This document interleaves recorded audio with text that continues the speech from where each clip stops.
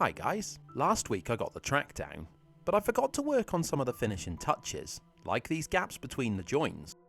These are due to not having enough room at the ends of the track pieces to fit the rail joiners on. The issue is that this leaves a bit of an eyesore.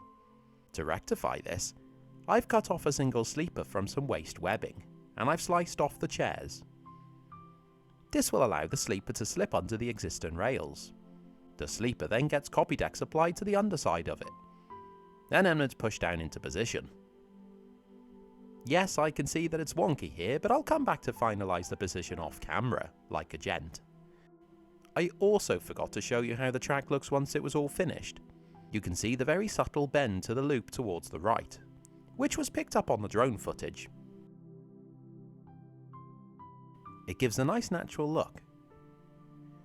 Moving away from the track now, and I decided to position the layout's control station, if you can call a few toggle switches that, on the left hand side of the fiddle yard. Nan Gwernal needs a tiny total of 7 switches, 3 for the points, and 4 for the fiddle yard's isolation areas. I was going to add isolation sections on the main layout as well, but to be fair, you'll only ever see one loco on it at once, and the side-ins are only really used for wagons and the like, so I didn't see the point.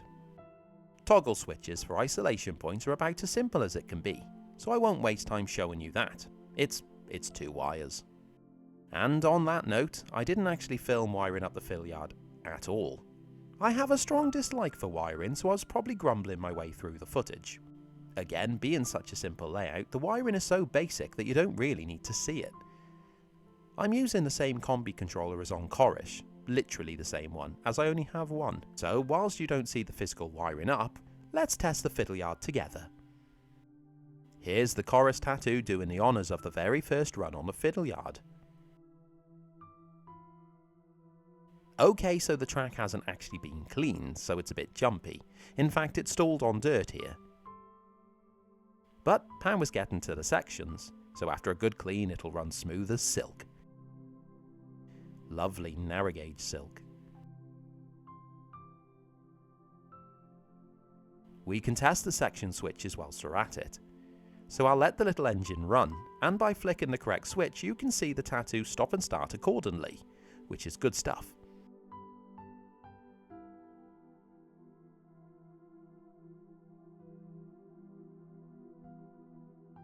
Because the individual track baseboards aren't hunkered down yet, it does make wiring a little bit easier, even if that does become my downfall in a minute. Such sorrow lingers round the corner.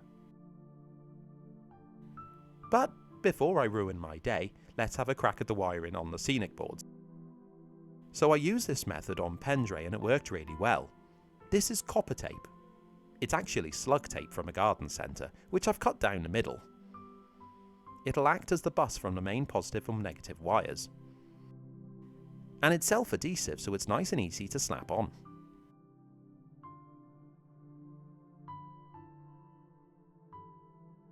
The point motors I tend to use are the Gagemaster PM2. They're fairly cheap in point motor speak and quite easy to install. The main issue I actually find here is attaching them to the underside of your baseboard.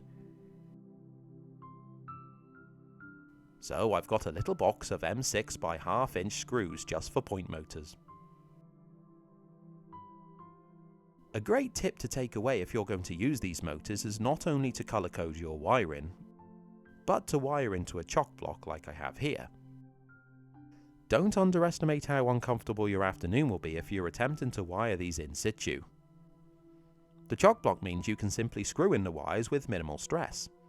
Plus, the colours look pretty like this. With the point motors ready to be installed, the board is next to get prepped, and that comes in the form of teeny tiny holes getting drilled for the track wires. The Dremel makes short work of the cork and wooden base. Too short in fact, you've got to be careful with it. It is keen.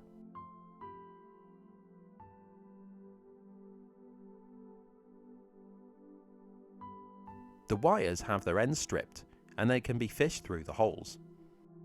The colour of the wire sleeving doesn't actually affect the wires in any way, but I tend to wire track with red and black, as they're easy to distinguish when it gets messy under the boards later on.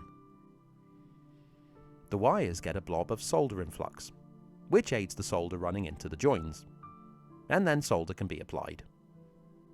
This is a fine balance, as you need enough heat on both of the rail and the wire to let the solder flow, but not too much that you'll start to melt all the sleepers around the joint.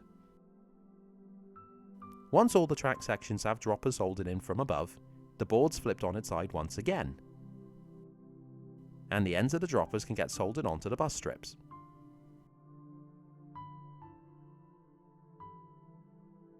I'm trying to keep these wires as taut as possible really to keep them tidy.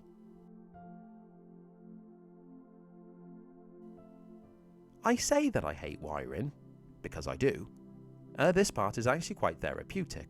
All the wires are colour coded and in their correct positions. The bus strips are nice and easy to solder to, and the boards are not upside down. I wouldn't be surprised if I'm listening to 50s West Virginian music when I'm working here. Well, that or 9 Inch Nails.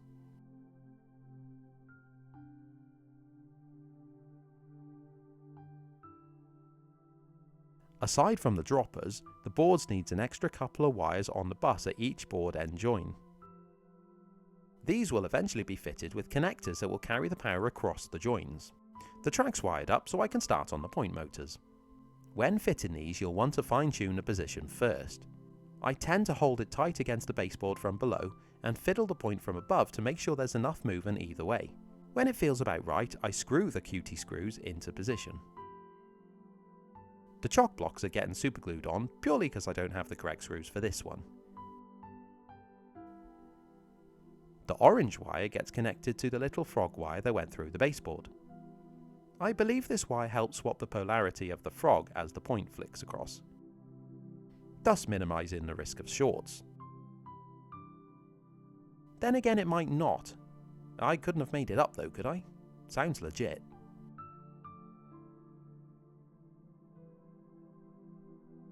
If you're wondering why I'm using soldering iron in a peculiar way, as in heating most of the metal up with the side of the iron, not the tip, it's because my soldering iron is long overdue a replacement, so struggles to get the heat through it.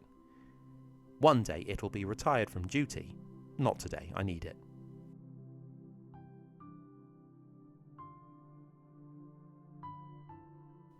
Next to go in are the positive and negative wires to the bus.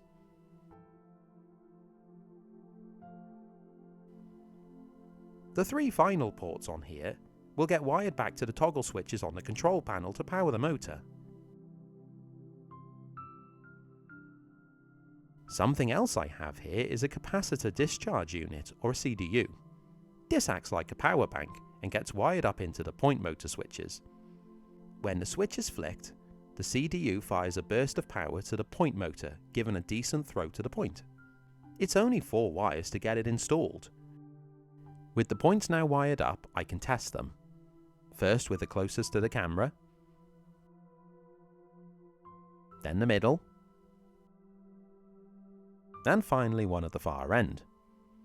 They look like they're all working, which is a relief to see. And at this point I might as well work along testing the track. And for a bit of spice, I'm using a soon-to-be Kerr Stewart grey liveried TR No. 4 Edward Thomas. As I haven't yet trimmed the point motor rod, I can't run the loco through the points yet, which I only thought of whilst actually doing it.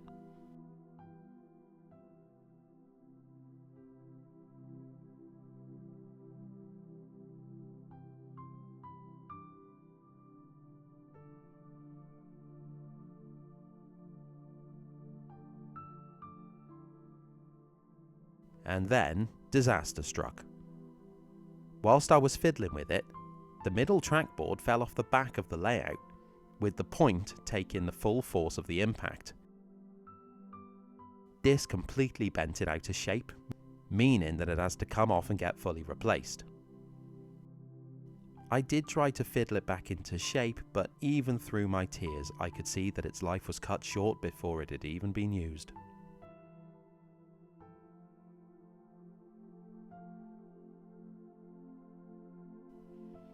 I've taken up the point and the flexi track to the right of it, and both need replacing. The only thing is, my local model shop, I say local, they're still 20 miles away, doesn't actually stock 009 track. So it's an online order for this one, which means I won't get it for the best part of next week, which means I can't run trains today. I'm a good guy, so I don't know why my life is like this. As a distraction, in the meantime, I've bolted on the backboards. This is just a thin wood of some sort. I don't know what it is, I'm not a carpenter. And it's just screwed on at the bottom. The corners actually have right angle brackets glued onto the outside to strengthen them. I have a fairly good idea that most of the back scene won't actually be seen, due to the sharp incline of the hillside that's going to be built up behind the station. But in case the landscape doesn't reach the top of the scene, I'm going to be adding this photorealistic overcast sky back scene. Because I'm a baller, this is the premium version. I don't really care about the scratch resistant properties or anything like that, but what I like is a self-adhesive backing. To apply it, I've tipped the boards on their back and lined it up. The backing is then carefully pulled away from below, whilst I use my hand to flatten the sheet from above. And there we go, one cloudy day. The reason for it being cloudy was, as it's an eventual autumnal scene, I could have either gone bright sunny autumn day or dull cloudy wet autumn day. And how many of those do you see modelled? Yeah, I didn't think so. Anyway, thanks for watching, and thanks for not thinking terrible things about me after breaking that point out of sheer negligence. That does mean that I don't have the time to start the landscape for next week. So I might head back to the workbench and whip up the next loco. Yeah, that sounds fun. Cheers.